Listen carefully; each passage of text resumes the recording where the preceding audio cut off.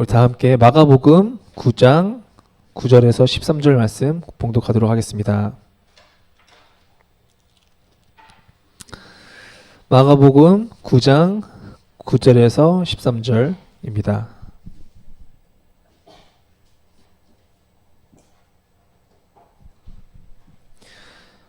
마가복음 9장 9절에서 13절.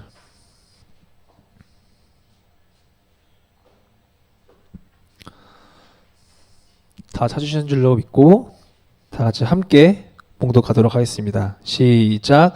그들이 산에서 내려올 때에 예수께서 경고하시되 인자가 죽은 자 가운데서 살아날 때까지는 본 것을 아무에게도 이르지 말라 하시니 그들이 이 말씀을 마음에 두며 서로 문의하되 죽은 자 가운데서 살아나는 것이 무엇일까 하고 이에 예수께 묻자와 이르되 어찌하여 서기관들이 엘리야가 먼저 와야 하리라 하니까 이르시되 엘리야가 과연 먼저 와서 모든 것을 회복하거니와 어찌 인자에 대하여 기록하기를 많은 고난을 받고 멸시를 당하리라 하였느냐.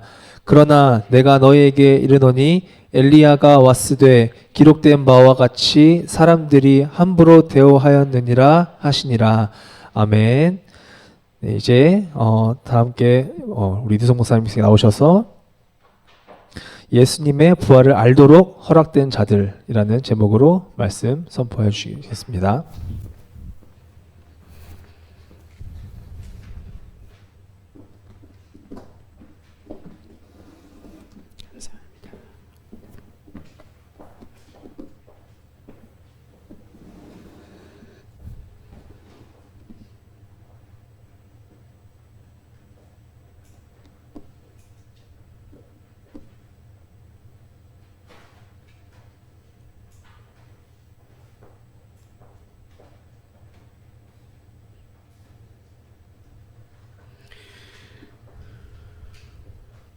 예, 여러분 안녕하세요.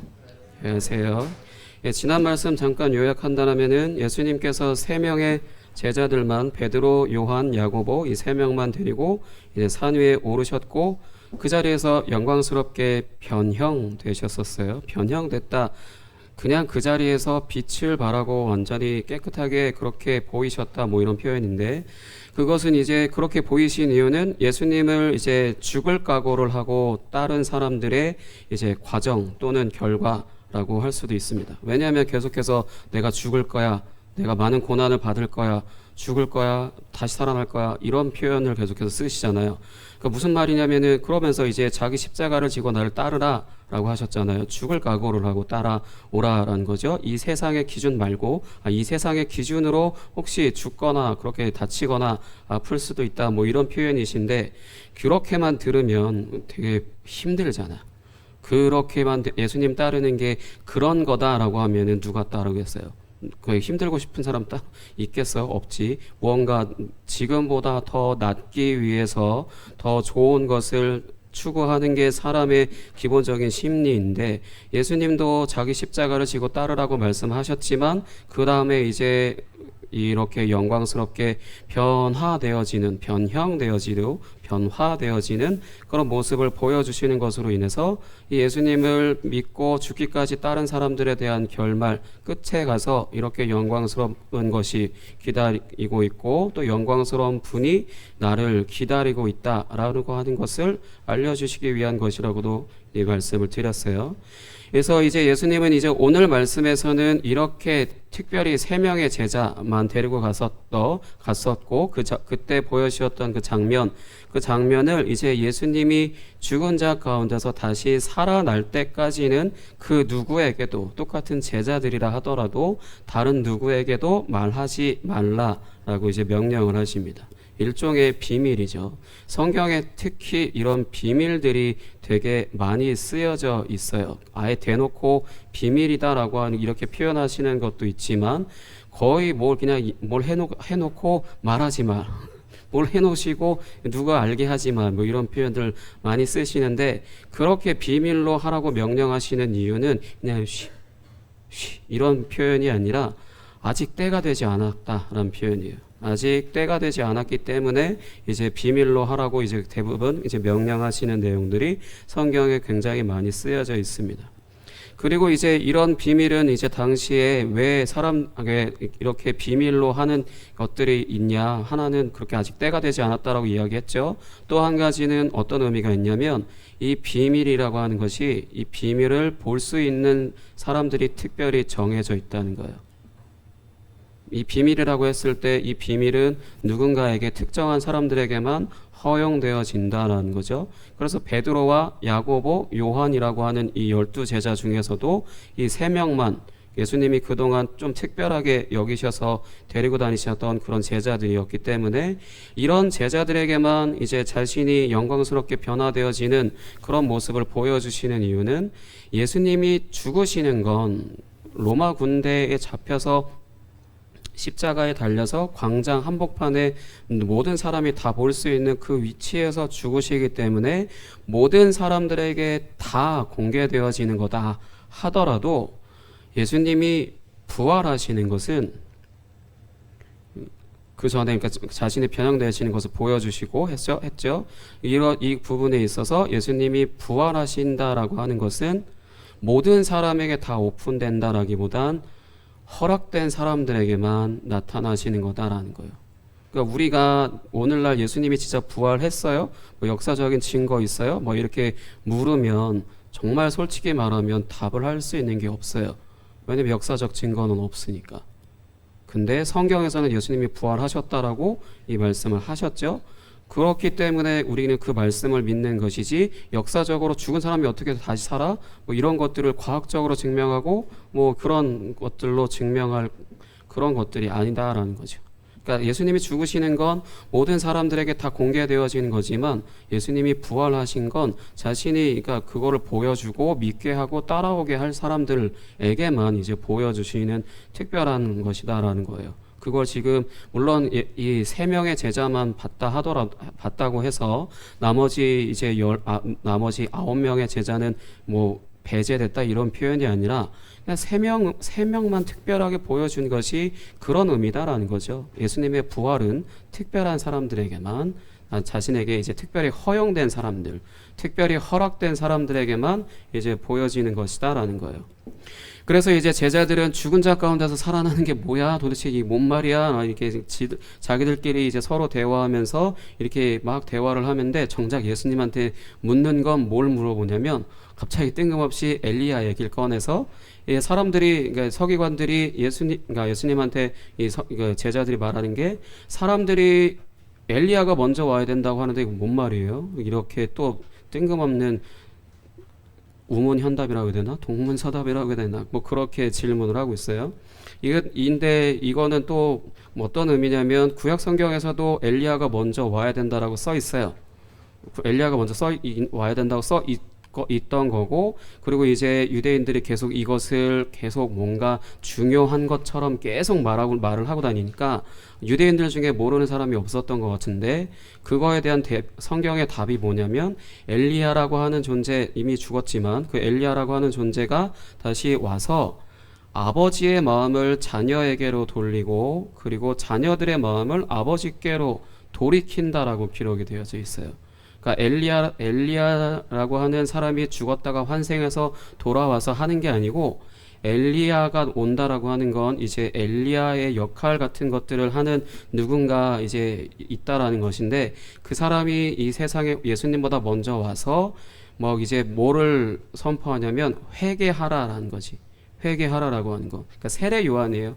세례 요한이 이제 사람들한테 너 죄 졌잖아, 너 죄인이잖아, 너 이런 죄 졌잖아, 뭐 이러면서 회개하라, 회개하지 않으면 죽는다, 뭐 이런 표현들 써가면서 막 이렇게 회개하라고 선포한 것이 그걸 엘리야가 먼저 왔다라고 하는 걸 그걸 의미하는 거고, 그리고 이제 사람들이 함부로 대우했다라는 것 말씀 잘 읽으면서 따라오면 돼요.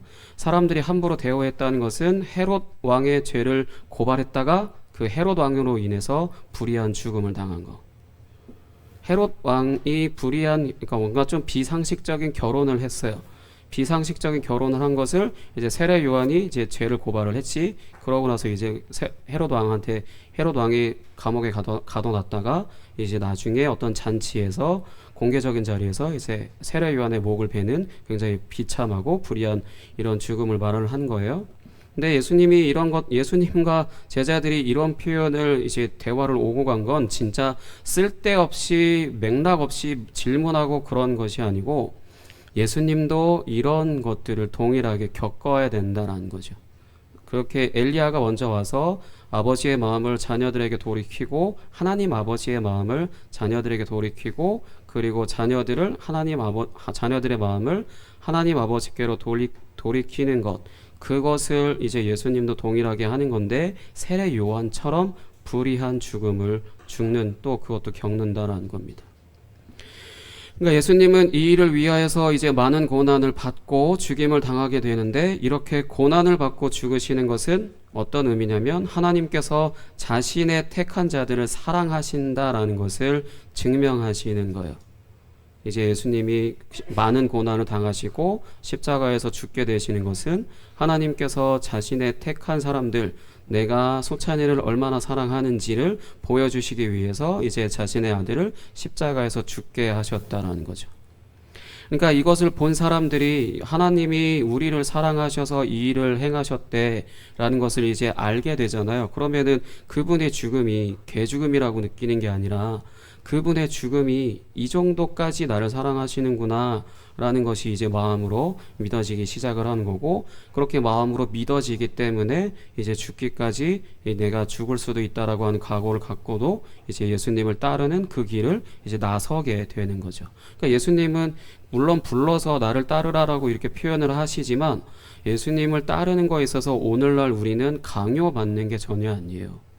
우리는 강요받는 게 아니에요. 나를 얼만큼 사랑하시는지를 분명히 이제 보여주셨기 때문에 우리가 그걸 말씀을 통해서 잘 안다라면은 내가 그걸 알고 따라갈 수가 있게 되는 거지. 강요한다고 해서 못 가요. 솔직히 말해서 지금 태광아 예수님 잘 따라가 라고 이렇게 얘기한다고 했을 때 이렇게 대답하는 게 상식이거든. 어디로 가요? 어디로 가요? 잖아. 맞잖아요. 예수님 눈에 보여요? 안 보이잖아요. 근데 예수님을 잘 따라간다 했을 때 물론 말씀을 듣고 잘 따라가 이런 표현이지만 어쨌든 그 말씀을 듣고 잘 따라갈 수 있는 것도 그분을 따라가는 게 진짜 죽기까지 힘들다라고 그런 표현만 되어 있고, 그런 거라면 진짜 지치고 힘들어서 진짜 쓰러질 텐데 그게 아니라 나를 얼만큼 사랑하시는지를 늘 매번 말씀 가운데 표현하고 계시기 때문에 내가 그분을 따라가는 거에 있어서 조금 삶의 힘겨움을 겪어도 그래도 넘어가고, 또 힘들어도 또 그래도 넘어갈 수 있어요. 왜? 사랑하시기 때문에. 얼마나? 십자가에서 죽기까지. 그러니까 당연히 자원해서 나 스스로 예수님을 따라갈 수가 있다는 거죠. 그러니까 그래서 늘 반복되는 표현이지만 하나님이 우리를 사랑하시는 정도는 자신의 아들을 우리를 대신하여서 죽게 하시는 정도예요. 하나님이 우리를 사랑하시는 정도는 그냥 사랑해 라고 하는 말씀 한마디만 하신 이런 정도가 아니라 자신의 아들을 우리를 대신하여서 죽게 하시는 그 정도이라는 거지. 예수님이 십자가에서 죽으시기 위해서 맞으시고 또 찢기시고 그리고 또 침뱉음을 당하시고 그 외 수치와 모욕을 당하신 것도 우리를 사랑하셔서 구원하시기 위한 거예요. 그러니까 십자가에 매달리는 것이 구약 성경의 기준으로 보면 하나님께 저주받은 사람인데, 우리가 사실 하나님께 저주를 받았기 때문에 우리가 달려 있어야 되는 그 자리에 우리 대신 그분이 달려 있다는 거죠. 그러니까 우리를 대신하여서 저주를 당하신 것, 대신 당하신 것이라고 할 수 있습니다. 그러니까 하나님이 우리를 사랑하시는 정도는 자신의 아들을 우리를 대신하여서 죽게 하시는 정도이고, 예수님이 십자가에서 죽으시기 위해서 죽으시는 그 과정 가운데 맞으시고 찢기시고 침뱉음을 당하시고, 그 침을 어디다 뱉냐? 얼굴에 뱉어요. 예수님 얼굴에 당하시고, 그 다음에 수치와 모욕이라고 하는 것, 아예 머리끝부터 발끝까지 하나도 걸치지 않은 상태로 십자가의 공중에 매달려서 모든 사람들이 다 구경하도록 되어 있는 게 예수님의 십자가 죽음인데, 어쨌든 우리가 당해야 되는 모든 걸 대신 다 가져가셨다라는 거거든. 십자가에서 죽으실 때까지. 그게 우리를 사랑하시는 정도라는 거지. 하나님이 우리를 사랑하시는 정도. 그러니까 그런 것들을 정말 나를 사랑하신다라고 하는 것이 믿어진다라면은 내가 그만큼의 사랑을 받고 있다라는 것을 내가 믿기 때문에 이 세상 그 어떤 것도 나에게 이런 사랑을 줄 수 없어서 나는 그 사랑을 쫓아서 갈래요 라고 이렇게 간단하게 이야기할 수 있습니다. 그러니까 예수님을 따른다라고 하는 것은 누가 시켜서 할 것도 아니고 어떤 의무적으로 남 보기 좋게 그렇게 할 것도 전혀 아니고 직접적으로 하나님이 이렇게 우리를 사랑하시기 위해 얼만큼 사랑하시는지를 분명히 역사적 사건으로 그리고 성경 안에서 기록하고 있기 때문에 이것을 모르니까 듣기 싫으니까 그냥 피하는 것뿐이지 이걸 정말 받아들인다면 사람이 변화되어지고 변화된 나 때문에 이제 삶이 변화되어지고 그래서 내가 죽는 그 순간까지 하나님의 은혜 안에서 평안하고 안전하고 의미 있는 삶을 살 수 있다라는 거죠. 강요할 것 없이 말씀 자체가 그래서 오늘 우리가 하나님의 아들이신 예수님이 우리를 대신하여서 죽으신 것 그리고 부활하신 것에 대해서 듣고 있다라면 듣고 있는 여러분들은 하나님께서 사랑하시는 자들이라는 겁니다. 아까 말씀드렸듯이 특별한 사람들에게만 자신의 이제 부활하게 될 것을 이제 어떤 변형하는 거나 변형되어지는 거나 그런 모습을 보이셨다라고 한다는 것은 특별한 사람들에게 그런 예수님의 부활이 이제 그분이 직접 나타나셔서 믿게 하신다라는 건데 오늘날 우리에게는 그런 예수님이 막 꿈에 나타나고 갑자기 환상 중에 나타나고 이런 게 아니라 말씀으로 기록되어 있잖아요. 그래서 말씀으로 기록되어 있어서 이제 이 말씀을 내가 지금 듣고 있다라면은 나는 하나님께서 사랑하시는 자라는 거죠. 그러면 이제 그걸 내가 정말로 받아들여서 그분께 나의 삶을 드릴 것이냐 아니면 좀 나중에 아니면 좀 나중에 그럼 그 좀 나중에 괜찮아요. 근데 그 기간 동안에 오늘 오전에 담임 목사님께서 쓰셨던 표현 같은데 은혜의 손길 철회하셔서 그대로 놔둡니다. 뭐 저주를 퍼붓는다 그런 게 전혀 없고 그냥 놔두신다는 거지. 도움의 손길을 뻗으시기보다 그냥 놔두신다는 거예요. 그게 사실 뭔가 차라리 맞으면 하나님께 내가 맞았다라고 해서 회개할 수 있잖아. 근데 그게 아니라 그냥 놔두신다는 거예요. 그래서 간단하게 목사님이 어렸을 때 굉장히 좀 신기하지만 특이하고 되게 웃긴 경험인데 그게 뭐냐면 수업 시간 끝나고 쉬는 시간에 만화책 봤어요. 이상한 거 말고 그냥 만화책 봤어요. 만화책 보고 있었는데 어떤 일이 벌어졌냐면 그냥 만화책 보고 있었는데 30cm 차로 누가 내 머리를 콱 치는 것처럼 갑자기 머리 정말 아프더라고. 그래서 악 소리 질렀지. 내 옆에 있는 친구가 지금 준영이처럼 왜 그래? 뭐 이런 표정이에요. 근데 누가 장난친 건가 했는데 진짜 아니고 그냥 물론 내 머리만 잠깐 아팠을 뿐이겠고 누가 때렸다라기보다 뭐 영적인 존재가 때렸다 이게 아니라 내 머리가 잠깐 그냥 그렇게 아팠겠지. 근데 나는 그때 순진한 마음에 어떻게 믿었냐면 하나님이 이것조차도 죄로 여기고 때리시는구나 라는 왜곡된 믿음을 가졌는데 그런 왜곡된 믿음 때문에 하나 좋은 건 뭐냐면 죄 짓는 게 겁나. 난 하나님의 뜻대로 살지 않는 게 겁나. 왜냐면 그런 살짝 정말 웃긴 경험인데 그 웃긴 경험 하나가 어렸을 때 정말 몰랐을 때는 그게 하나님이 때리시는구나. 왜냐면 학교에서 만화책 보는 게 지금은 아무것도 아니겠지만 물론 내가 수업 시간에 본 것도 아니고 그냥 쉬는 시간에 본 것뿐인데 이것조차도 학교에 만화책 갖고 온 게 죄인가? 뭐 이런 생각하면서 하나님이 요만한 것도 나는 죄를 허용을 안 하시는구나. 그런 생각에 이제 죄 짓는 게 이렇게 겁나고 그다음에 하나님의 뜻대로 살지 않는 게 이런 거겠구나라는 생각에 내가 많은 부분에 있어서 진짜 죄를 엄청 질 수 있음에도 불구하고 그걸 최소치로 줄이며 살았던 그런 경험들이 있는 거죠. 사실 그러니까 하나님께 죄를 지었을 때 바로 징계를 받으면 하나님이 살아계심을 당연히 느끼고 왜곡된 믿음이라 하더라도 올바르게 갈 수 있을 텐데 진짜 근데 사실 하나님은 되도록이면 아무것도 안 하시는 경우가 많아요. 그냥 놔두십니다. 그냥 그래서 스스로 그렇게 혼자 힘으로 살다가 이제 그게 지치고 피곤해지고 힘겨워질 때쯤 이제 하나님을 전심으로 찾을 수 있기 때문에 그렇게 하시기도 해요. 그런 부분에 있어서 하나님의 말씀을 들을 수 있고 하나님이 나를 사랑하신다라는 그런 표현을 들을 수 있을 때 그분과 교제하는 뭐 어떤 교회 활동을 하라 그게 아니라 그분과 이제 교제하는 그런 부분에 있어서 나아가게 된다라면은 이후의 삶은 하나님의 사랑을 누리며 경험하게 되는 거고, 그렇지 않다라면은 내 힘으로 사는 거겠지. 근데 어쨌든 목사님은 그런 좀 특이한 경험을 했었던 거고, 그 모든 사람들한테 하나님이 다 이렇게 동일하게 하시지는 않으시고, 근데 나는 그렇게 믿었기 때문에 나는 하나님이 죄를 조금이라도 짓는 것 진짜 싫어하시는구나 라는 그런 믿음을 갖고 살았고, 그러다 보니 이제 하나님의 말씀에 순종하는 것도 별로 어렵지 않게 순종을 할 수도 있었어요.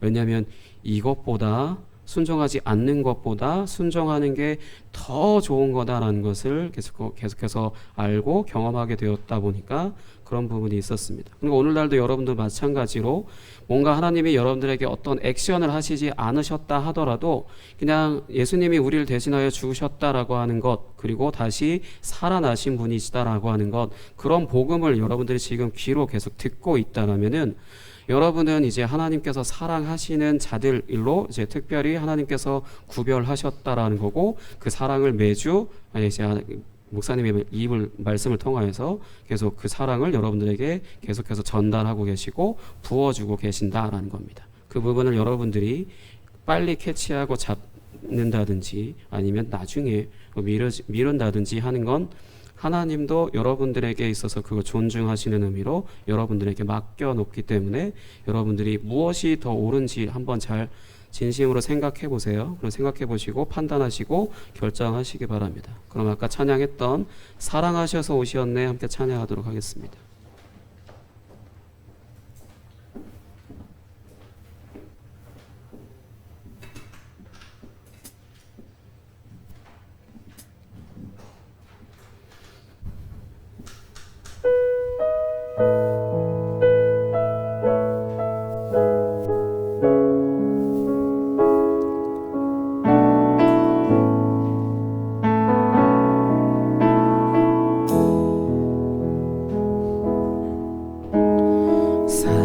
사랑하셔서 오시었네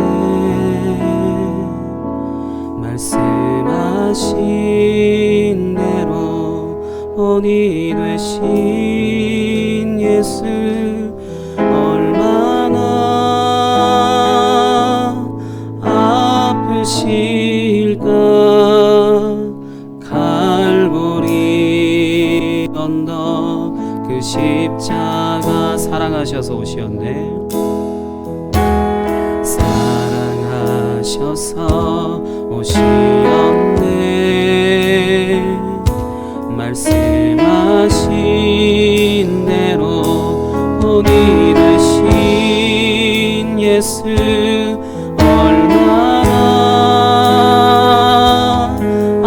아프실까. 갈보리 언덕 그 십자가 이 흘림 없이 이룰 수 없네. 고난 받을 이유 없으신 주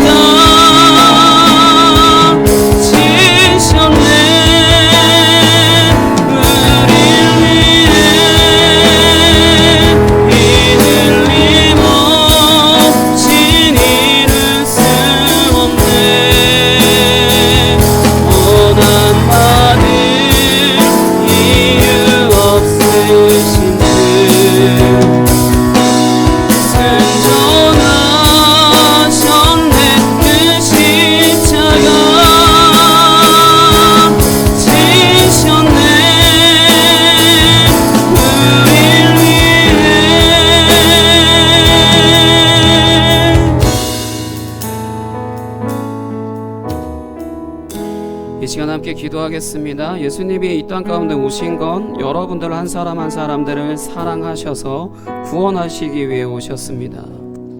예수님께서 십자가에서 죽기까지 당하신 모든 고난도 여러분들을 구원하시기 위해서 다 당하신 거예요. 그 부분에 있어서 그것이 나를 사랑하시기 위한 것이라고 믿어진다면은 가장 먼저 삶을 드리기에 앞서 무엇이 먼저 선행되어지냐면 내 모든 삶을 하나님이 나와 함께 하시고 책임지신다라는 그런 믿음이 내 안에 생기게 됩니다.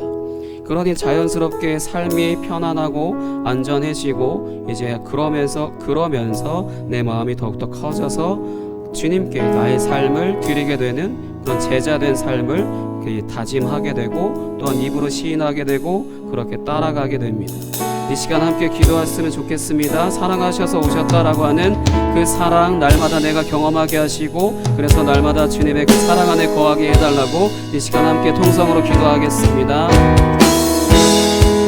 하나님 아버지 감사합니다. 우리를 사랑하시기 위해 아버지 우리를 사랑하셨기 때문에 아버지 우리를 날마다 아버지 이 자리 가운데 와서 그 복음을 듣게 허락하신 것 감사합니다. 아버지 우리는 주님 앞에서 살아가는 데 있어서 아버지 연약하고 나약하지만 그것을 우리에게 책망하시기보다 아버지 끝까지 기다리시고 아버지 날마다 우리를 주님의 품 안에 두기 위하여 아버지 매일같이 우리 가운데 함께하고 계시는 줄 믿습니다. 아버지 그러나 우리가 주님을 거부하지 않게 하시고 아버지 오직 주님을 인지하지 못할 뿐 아버지 우리가 힘써 주님을 거부하는 일이 없게 하여 주옵소서. 우리의 마음과 생각이 오직 주님의 그 사랑 안에 거하여서 평안하고 안전하게 아버지 그런 우리의 삶이 되게 하시고 우리 마음이 되게 하시고 오직 주님으로 말미암아 새로워지는 아버지 우리가 될 수 있도록 주님 인도하여 주옵소서. 우리의 마음이 지치고 피곤해 아버지 힘들고 좌절한다 할지라도 우리와 늘 동행하시는 주님 우리와 늘 함께 하시는 그분께 나의 삶을 그 힘으로 맡길 수 있도록 인도하여 주옵소서.